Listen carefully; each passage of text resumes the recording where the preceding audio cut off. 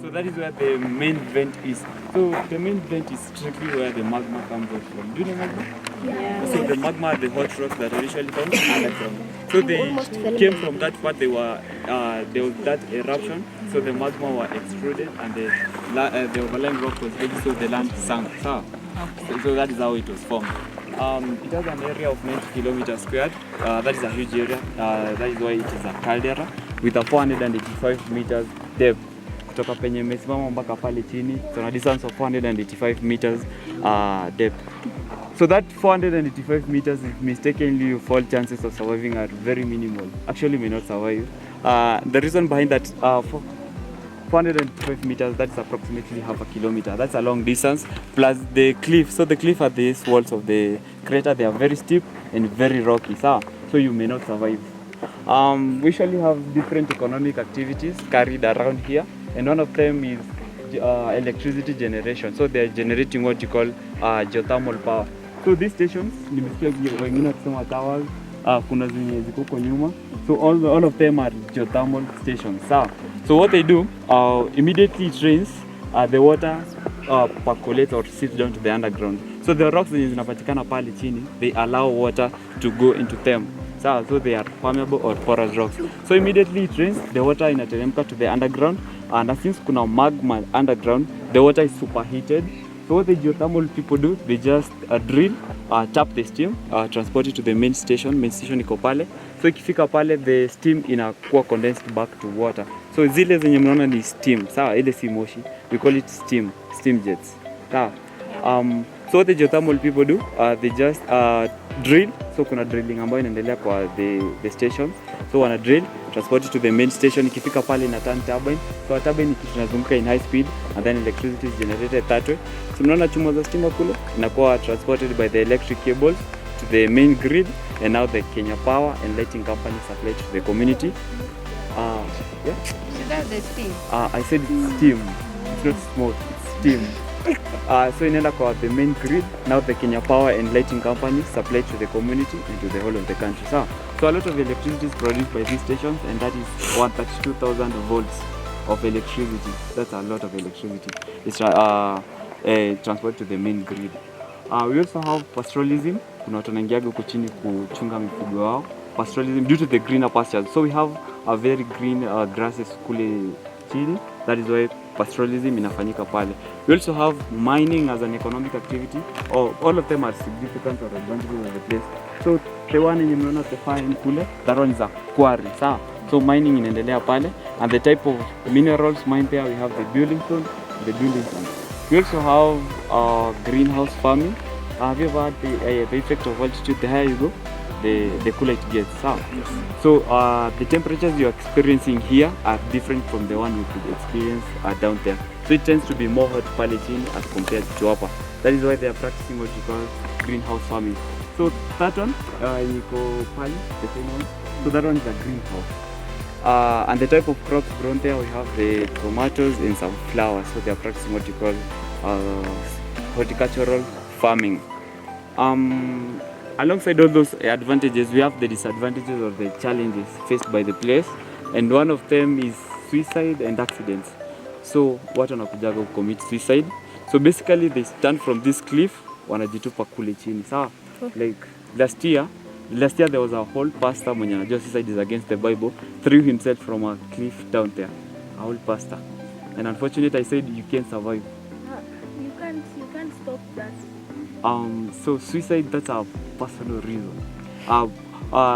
So there are several policies that zenye ziko that to prevent the deaths, and one of them is the conservation fence. So kuna fence inawekwa kwa boundary ya forest to minimize those who are coming in the forest. So those are the policies right now that are enhanced.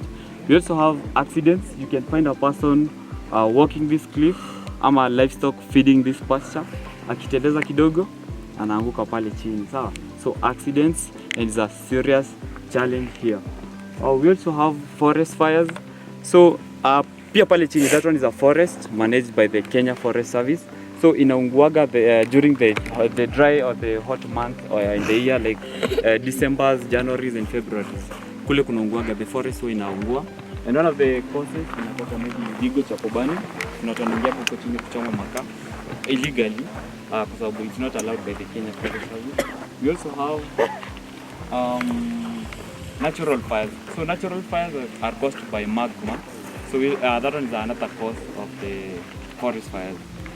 I know I've been mentioning Menengai. Yeah, had you talking about Menengai. Now you may want to know where the word Menengai came from. So now this is the origin of the word Menengai. So initially the place was occupied by the Maasai community.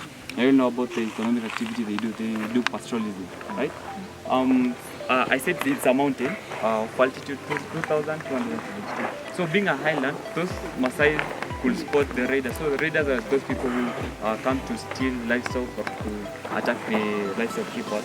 So being a highland, they could spot them from afar and take the necessary action. But then along came a clash or a battle between the Maasai clans. Some of the Maasai together with their cattle were killed and thrown down there. So wakauawa na wakatupwa kule chini. So they used to call this place El Menengai. So El Menengai is a Maasai word that used to mean a place of death, simply because those killed Maasai together with their cattle were killed and thrown down there. But later on the Kishu community came, they were unable to pronounce the word El Menengai na wakaita Menengai. So wakashindwa pronounce the word El Menengai na wakaita Menengai. So those Kikuyus came along with some beliefs ya kuwa shetani unapatikana kule chini. So they came along with some myths to say that the devil is found down there. So when they could spot the skinheads like those ones, they used to say that the devil is carrying out cooking. He's cooking from within. And also, so it's a bit misty or foggy. So ungeangalia kule ungeona like kuna kaga nikaa kumepanda like inakaa ni mimea. So they used to say that the devil is carrying also the farming. And also when you make sound kutoka pale chini, you usually have those echoes. So those Kikuyus walikuwa wanasema ni shetani na respond or replying what you say. But those are just beliefs, they weren't true. And also another belief they used to hold, ukirusha jiwe, but that is scientifically proven. So ukirusha jiwe, iteremkagi chini directly, sawa. Ukirusha inaenda hivi, but sometimes ukirusha inaenda hivi, alafu inarudi hivi. So they used to say that the devil is shielding himself from being hit by that rock. The reason why Fikagi we usually have the winds. Basaka saa hizi kwa sababu kuna zile upepo. So kuna upepo yenye inatoka kule chini ikipanda juu inaitwa the anabatic winds. They are relief winds. So kirusha jiwe inapatana na the wind inakuwa deflected. So that is the reason why it's chini directly. We don't have wild animals kule ndani simply because we don't have a river or a crater lake or the flow.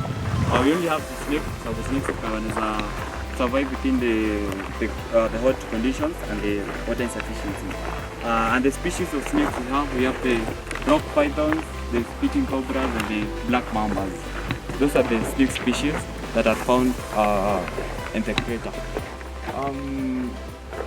We also don't have settlements. Nilisikia mwingine akiuliza expect kuona a village huko chini. So we don't have geothermal. There is no settlements because these are government land. That's one of the reasons you can't just settle in a government land. And also, it's a dormant volcano. So the volcano will erupt again in future. So it's a dormant one. It is still showing other signs of eruption. That is why we don't encourage settlements along this close to the crater. Is there anyone with a question?